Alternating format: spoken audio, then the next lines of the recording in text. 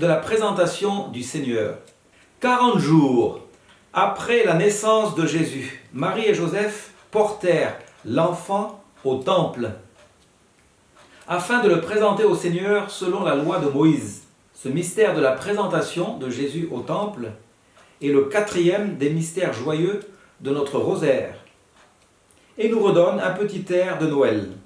En fait, il clôture les fêtes de l'incarnation et de la manifestation de Jésus au monde.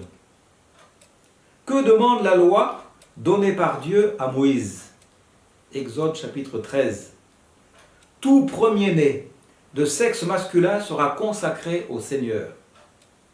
Ou littéralement, tout mâle ouvrant le sein sera appelé saint pour le Seigneur. Pourquoi?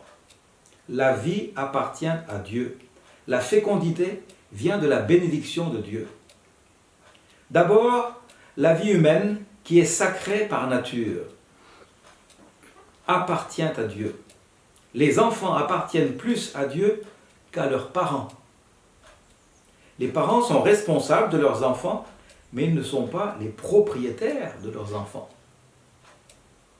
Et Dieu étant le premier, par excellence, tout ce qui est premier lui est particulièrement réservé. À commencer par les premiers-nés. D'abord, les premiers-nés des hommes, mais aussi les premiers-nés du bétail, et même les premiers fruits de la terre, les prémices de la récolte. Dans l'Église, ce ne sont plus seulement les garçons, premiers-nés, qui sont consacrés au Seigneur, mais tous les enfants qui sont appelés à la consécration du baptême, et même les filles. On garde dans la liturgie de la lumière au baptême le symbole du cierge pascal et du cierge du parrain ou de la marraine.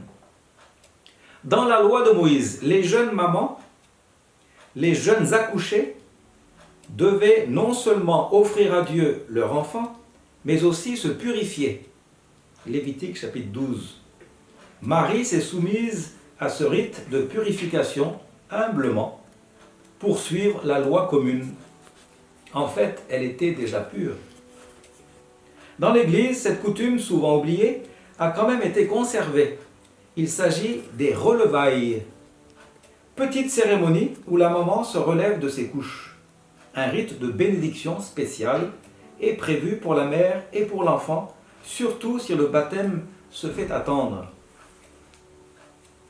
La fête de la présentation célèbre aussi la rencontre du Seigneur avec son peuple, dans la personne de Siméon, homme juste et religieux qui attendait la consolation d'Israël.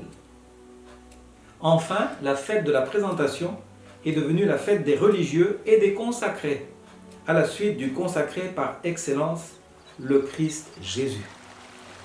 Bénissez Dieu, vous serviteurs de Dieu, vous tous qui demeurez dans la maison de Dieu.